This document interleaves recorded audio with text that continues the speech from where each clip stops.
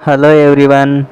आज मैं आपके लिए लेकर आया हूँ राजस्थान माध्यमिक शिक्षा बोर्ड की तरफ से होने वाली आगामी परीक्षा भूगोल विषय से संबंधित कुछ महत्वपूर्ण प्रश्नावली, जिनको पढ़ कर के आप अपने इस विषय से संबंधित ज़्यादा से ज़्यादा एग्ज़ाम मार्क्स में बढ़ोतरी कर सकते हो। तो हमारे साथ बने रहे और हमारा चैनल देखते रहे। आज मैं आपके लिए कुछ प्रश्न लेकर के आया हूँ। इससे पहले भी मैंने भूगोल विषय से संबंधित महत्वपूर्ण प्रश्न आपके सामने रखे थे, जिनका आपने अच्छे ढंग से अध्ययन किया होगा। आज फिर मैं आपके सामने भूगोल विषय से संबंधित कुछ प्रश्न लेकर के आया हूँ। इनका आप अध्ययन कीजिए और अपने 23 जून को होने वाले एग्ज़ाम में ज़्यादा से ज़्यादा अंक अर्जित करें। तो आज मैं प्रथम प्रश्न प्रस्तुत कर रहा हूँ। प्रश्न 1, संभववाद के प्रणेता कौन है?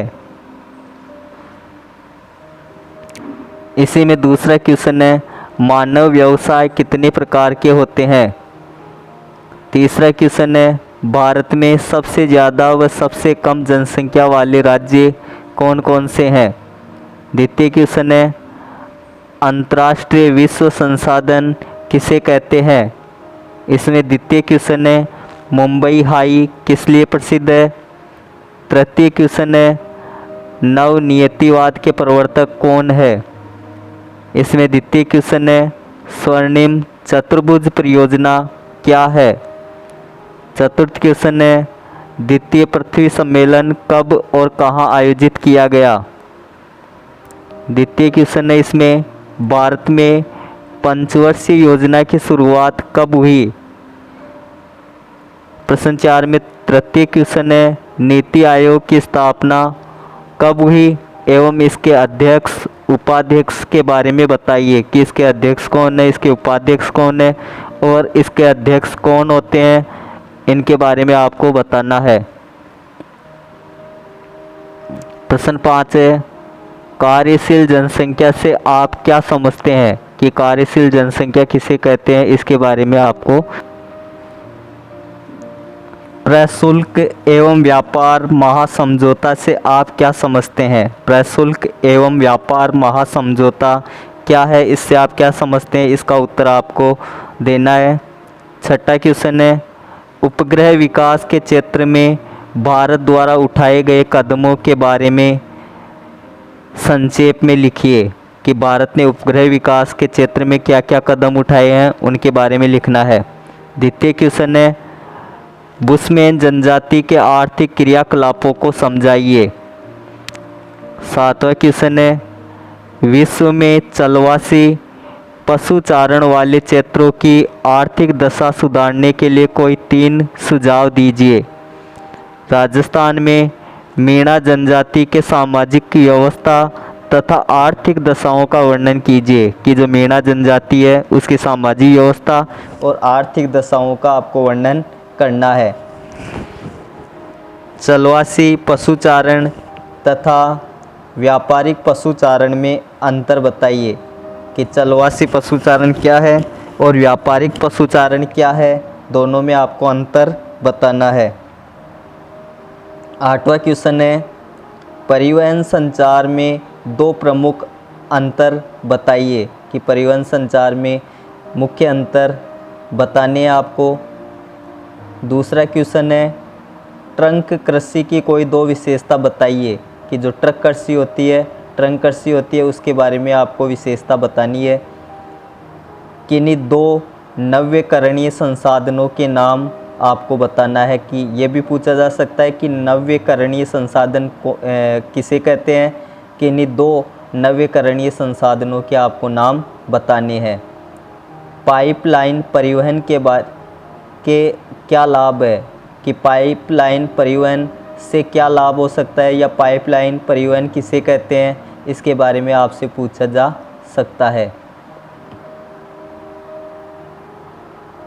क्वेश्चन 9 है, तीर व तारा ग्रामीण अधिवास के प्रतिरूप का चित्र बनाइए।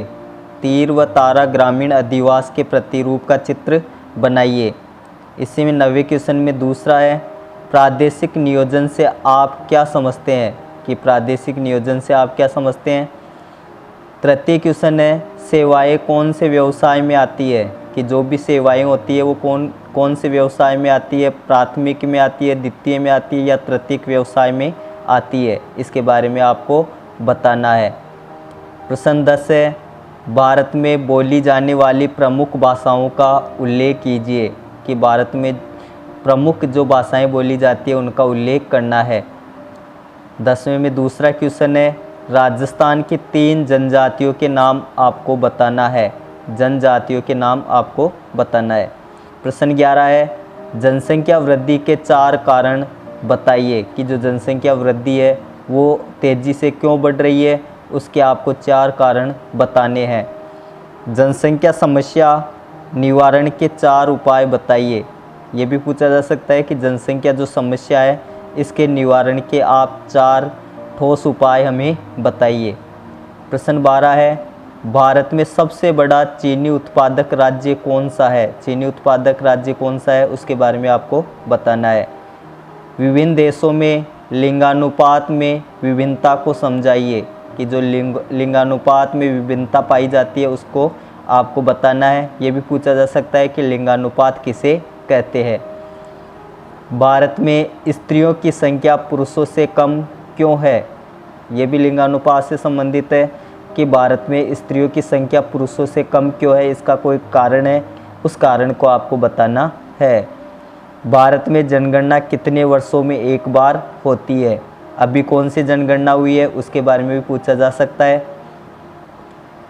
प्रश्न 14 है, सन्नगर किसे कहते हैं, तो सन्नगर किसे कहते हैं इसके बारे में पूछा जा सकता है, बताना आपको।